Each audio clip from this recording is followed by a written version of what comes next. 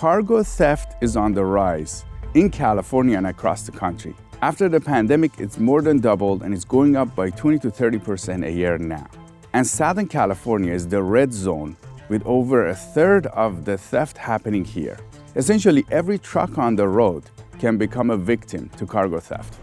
Today, we talk to multiple experts to see what's happening on the ground, and we also talk to some victims.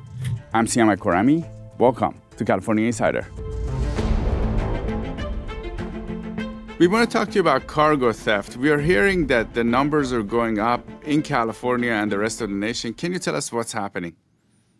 Sure. What we saw prior to the pandemic, our numbers were 1,600 or so a year. And when the pandemic hit, our numbers jumped up to 2,000 a year or so.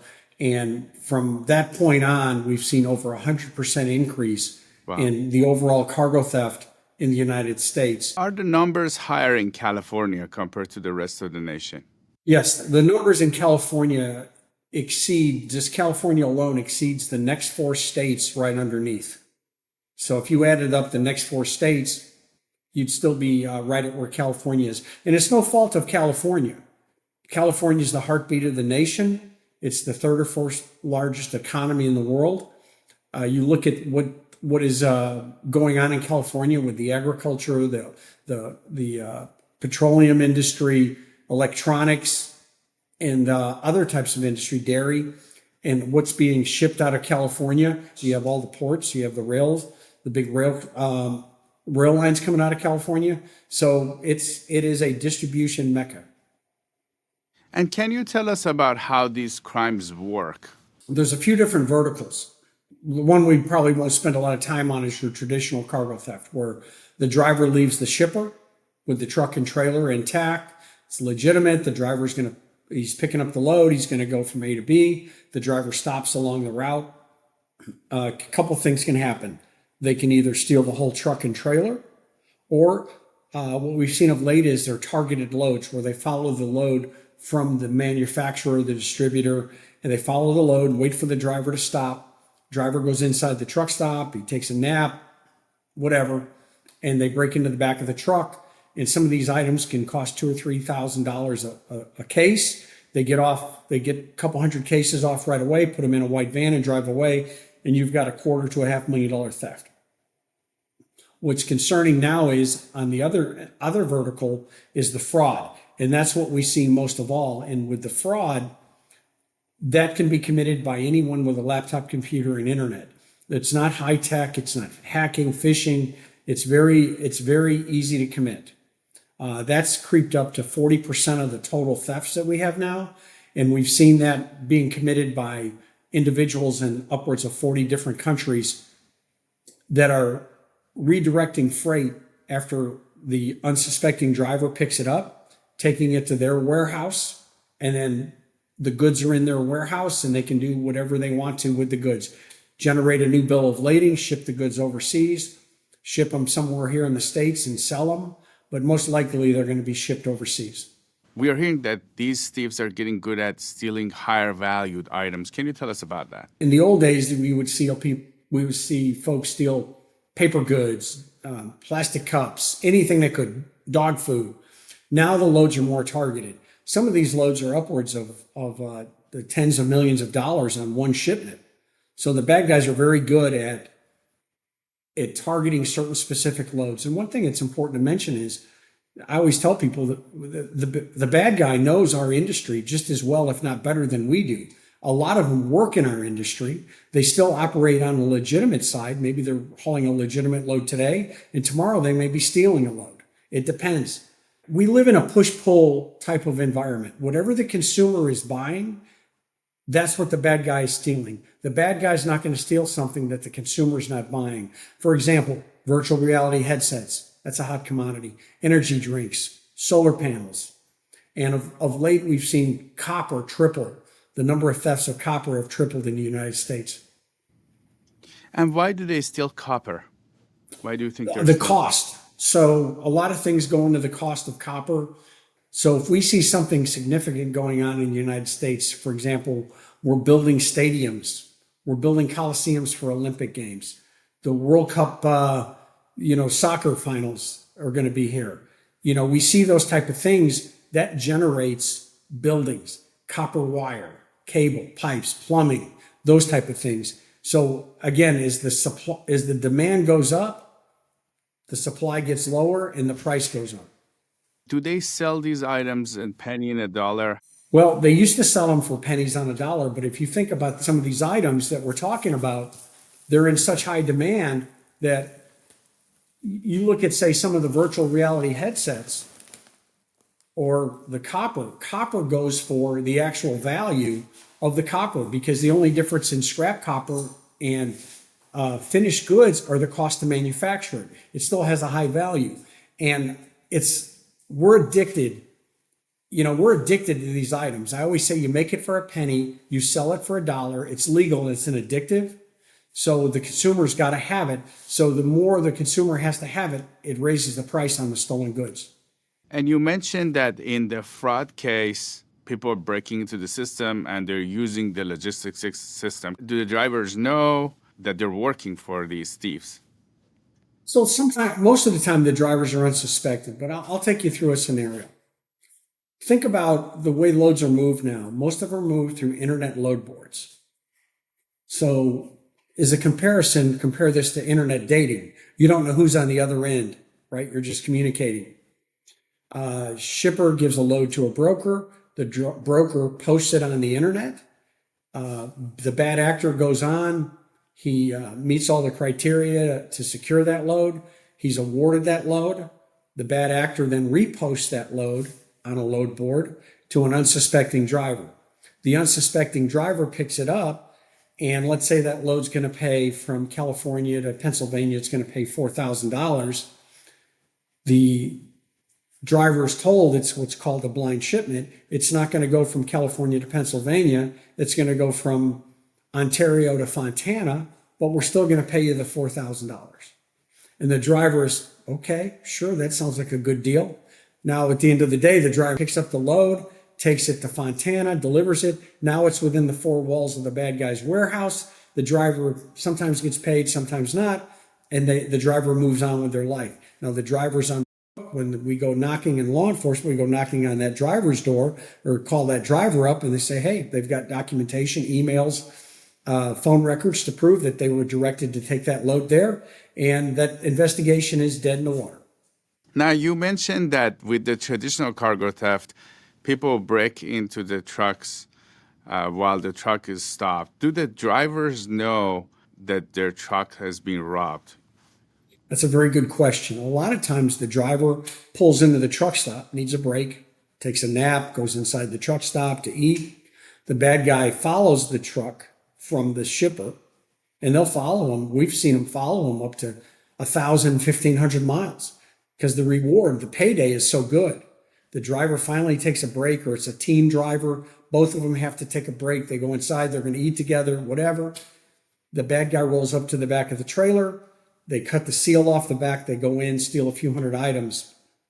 And then if they have time, they close the doors. And let's say it's a blue seal, a yellow seal, a red seal, a silver seal on the back of the trailer. The bad guy puts their own seal on the back of the same color and likeness. The driver walks by, everything looks intact, everything looks good.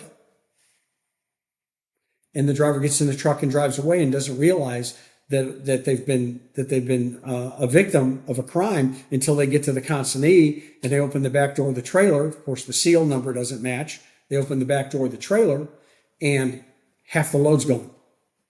So you mentioned that these are getting sold, sometimes penny in the dollar, sometimes not.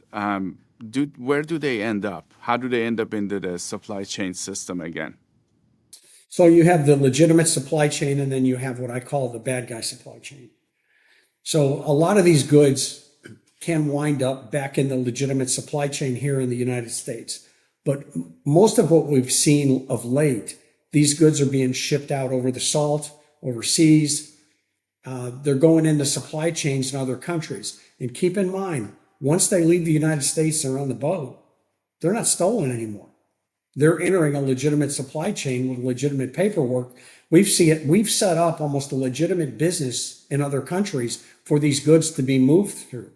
There's no way to prove they're stolen. And even if you could prove they were stolen, there's no countermeasure. There's no adverse action that can be taken on these things. So a lot of these goods are sent overseas. And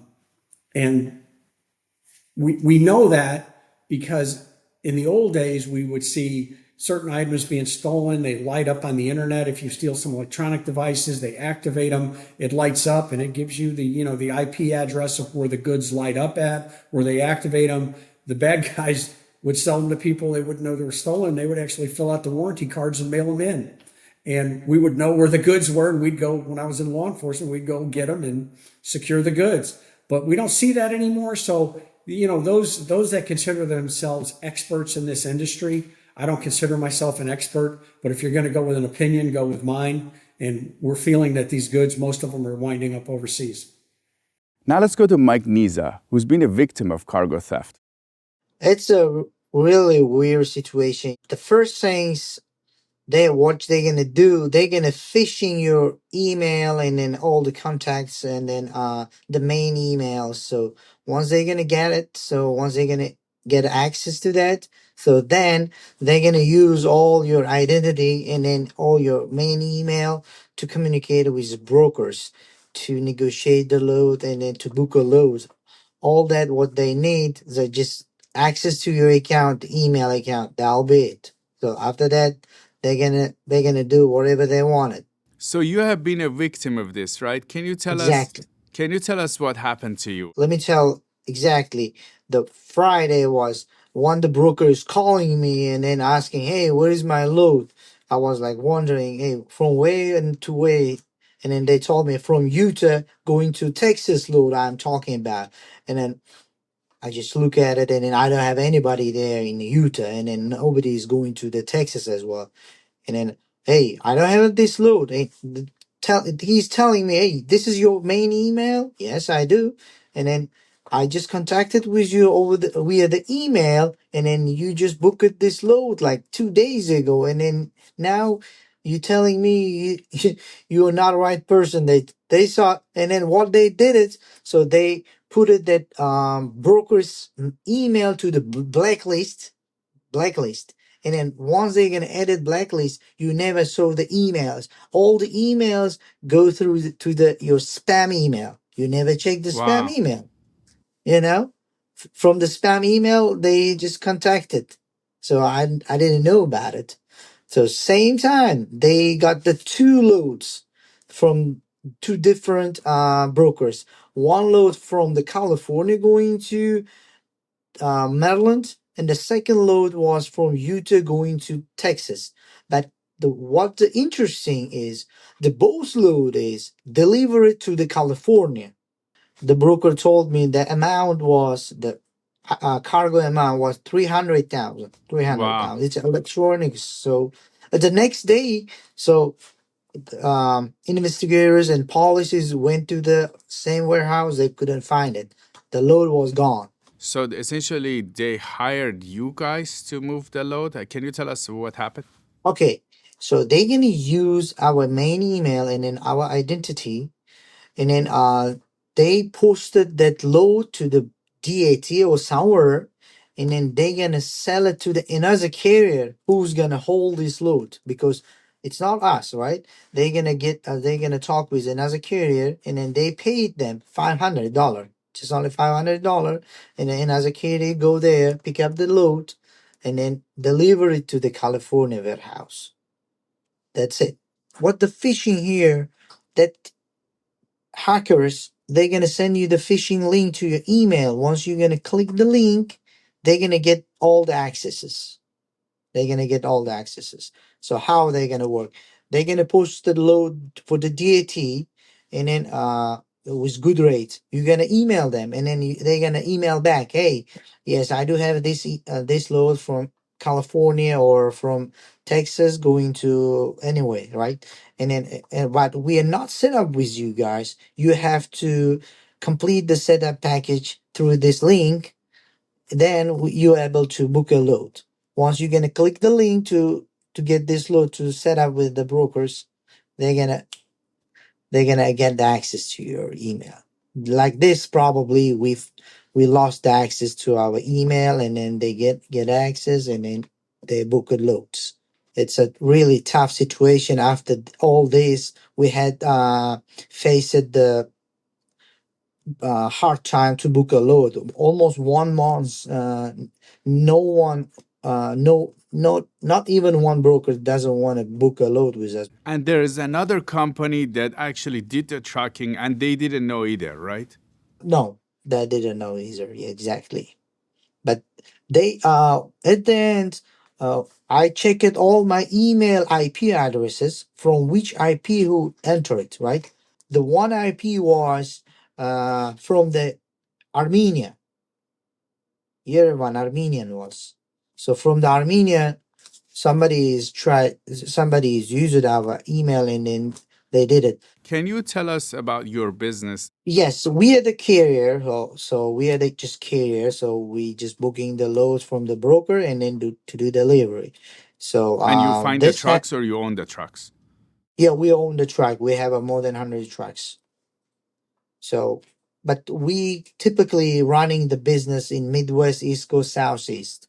So sometimes we go into the West Coast to the California, but Who's on the hook? So you're the victim and the other trucking company is the victim and the people that are in the logistics. everybody is victim right here. So carrier is victim, brokers is lost the load, and as a carrier who did the load, they're also victim because the brokers, they already put the freight guard. There is a system, is a freight guard who has a bad experience on this business. So the broker's gonna put the note on it, and then nobody's gonna give the load. No, nobody ever. So that carrier who did this load for them, there also is a blacklist, and then nobody is gonna work with them as well. So brokers also is a victim because their insurance right now they have to cover this cargo, right? Then the insurance price is gonna goes up. So we also, because 1 month with one more than 100 trucks, we couldn't book any single load with any other brokers, even who worked with us before. How much did that cost you? Did that cost you a lot? Oh man, don't I don't even think about it. A lot of my truck is on the payment. Monthly payment is 3,500 at least starting. So some of them 4,000, some of them 3,000. It depends. My average is 3,500, and there's a lot of trailers also I have to pay for their rent. So this is all expenses on my end. I have to pay for that. Now we go to Gerardo Pachuca, who's advising a lot of companies and he has multiple decades of experience in cargo theft to see what he sees on the ground. So you spent a couple of decades of your career dealing with cargo theft in the LA Sheriff Department. What happens to the people that are doing this kind of theft? Do they get caught? When they do get caught, oftentimes they are released on a cite or a citation with a promise to appear in court down the line, whether it's 45 days or 90 days. In the past, we used to keep them in jail because we used to book them for dollar on the value of the load that they stole. So if you had a $250,000 load that you stole, we could book you for dollar on the dollar, $250,000. I believe the bail right now is $70,000. So if you are kept in custody, your crew is going to be able to pay for that $7,000, which is a 10%. 70,000, yeah. Some of these criminals just pay the bail, then they will run out of the country. Is that how it works? They'll usually, once they get released by law enforcement, they go back to their country. They've done their job for as many loads as they were able to steal. They've already benefited their crew or their organized crime group, and then they flee, and they're never prosecuted. Cargo theft has always been low risk, high reward. Because you don't get slammed with a criminal case, you're going to continue doing it because the reward outweighs the risk. And a lot of these guys learn that if they steal a shipment, they can break it down into several different box trucks, like U-Haul trucks, and they can hide the loads or portions of the loads at different locations.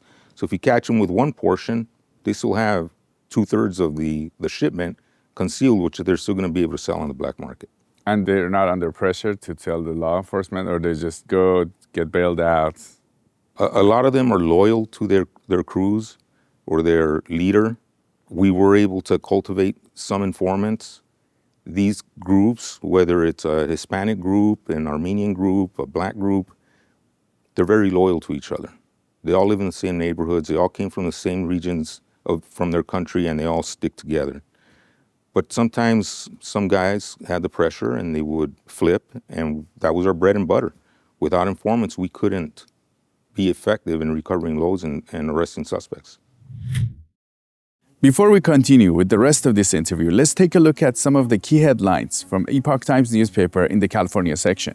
The federal administration is looking into Antifa after their involvement at UC Berkeley when Turning Point was trying to have an event. There was a lot of violence by Antifa, and the feds are looking into this now. The estimate for healthcare for illegal immigrants in California has doubled to $10 billion a year now, according to the LAO office. California just revoked about 17,000 illegal commercially issued licenses, according to the Department of Transportation. San Francisco's newly appointed supervisor resigned over pet store controversy. This supervisor was appointed by the mayor, and she lasted only a few days. Critics said that she doesn't have much of public service experience. She ended up resigning because of mismanagement in this pet store. Now the mayor has to appoint a new supervisor. So these are only a few headlines in the California section of the paper. We have national, international, and unique content on China, and also a section on health that's very beneficial to people. If you haven't subscribed to the paper yet, you should do it today. Click on the link below and get it for $1 a week,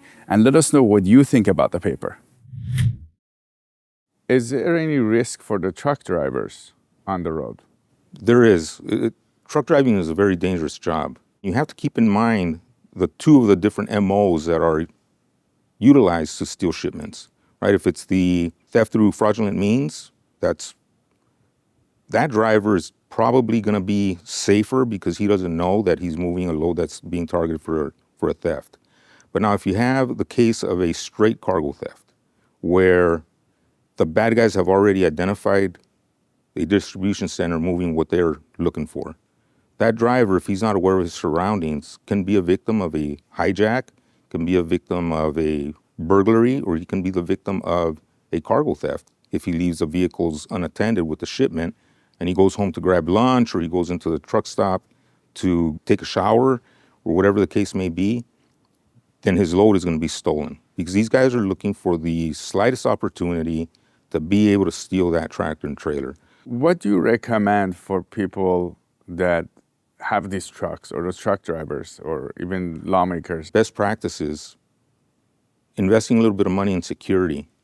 And you really don't have to invest too much money, but you can implement some strict driver and carrier verification procedures. You can purchase a driver's license scanner to identify fictitious driver's licenses. You can have a checklist of what your check-in people need to look for.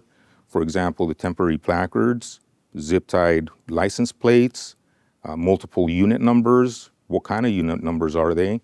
Are they like the mailbox numbers that you purchase at Home Depot, or are they permanent markings? Identifying any adhesive that may have existed from a prior logo or placard that was on that truck, and question why these changes. If you recognize those red flags, for me at the shipping location, which is the last line of defense, you're going to be able to turn away drivers who are targeting a shipment to steal from your facility. But if you don't have a plan, and a driver comes in and says, "My name is Joe Smith, I'm here to pick up load 1, 2, 3, 4. "Oh yeah, Joe Smith, we're expecting you." And they load them up, you're losing hundreds of thousands of dollars. You and I cannot go into the bank without an identification and ask for $20 with a bank account number. They're going to laugh you out of there. But in the industry, they're giving away millions of dollars to drivers who just come in, give a PO number. They don't verify who he is, if he's a legitimate driver to pick up that load, and we're losing loads. As far as the carriers, the actual independent owner operators, and look, I interviewed cargo thieves that told me they profile drivers. What kind of drivers are coming in to pick up those shipments from that facility? Is it a professional company like a Swift or CR England, Schneider, they know that those drivers are going to follow all of the rules that are in their agreement with their company of not leaving loads unattended, of not stopping in hot zones, of taking a load from point A to point B. Most companies have a requirement where you can't stop for 250 to 300 miles because they hope that if you're being followed by a crew, they're going to give up because you're not going to stop. And it doesn't give them the opportunity to steal the load. But then they identify the independent owner operator whose tractor is beat up, whom they figure is going to stop somewhere to either go visit a friend or go to the bank or go grab some lunch. And that's going to be their window of opportunity. And they profile that driver and they target that driver to steal his shipment. So you have to have awareness, you have to have a plan, and you have to have strict protocols to be able to deter a lot of thefts. So are there any potential resources people can use? There's numerous resources that are available to the transportation industry. There's associations across the United States that conduct training. They give you exposure to the types of crimes that are being committed by cargo thieves and the different MOs that are being utilized. Here in California, we have the Western States Cargo Theft Association, which the membership is comprised of private industry and law enforcement. They have monthly meetings where they exchange information, they give tips on how to prevent the current trend that's affecting the industry. Out of Texas, you have the Southwest Transportation Security Council. That council is being operated by a retired Dallas police officer who's considered one of the legends in the cargo theft investigative world. His reach is global. He's got a database that includes, and a membership that includes law enforcement and private industry. You also have CargoNet, which is a cargo theft notification database. Their reach is across the country and into Canada. So they cover a lot of ground where they conduct training, they provide stats, they show heat maps where the cargo thefts are occurring. That way you don't stop in those areas. They're a great resource. Their analysts are outstanding. And then you have the National Insurance Crime Bureau, NICB. They also conduct training. They host a conference, just as CargoNet does on a yearly basis, where they bring in private industry and law enforcement to exchange information and educate the industry. For me, education is the most important aspect of preventing cargo theft. That's why I opened up my company. It's cargo theft prevention through education. If you don't have any idea that the crime exists, you're going to be affected at one point or another. Let us know what you think about cargo theft in California and beyond. You can always email us at siamak@californiainsider.com or comment. We read all of your emails and comments. I'm Siamak Karami. This is California Insider. We'll see you next time.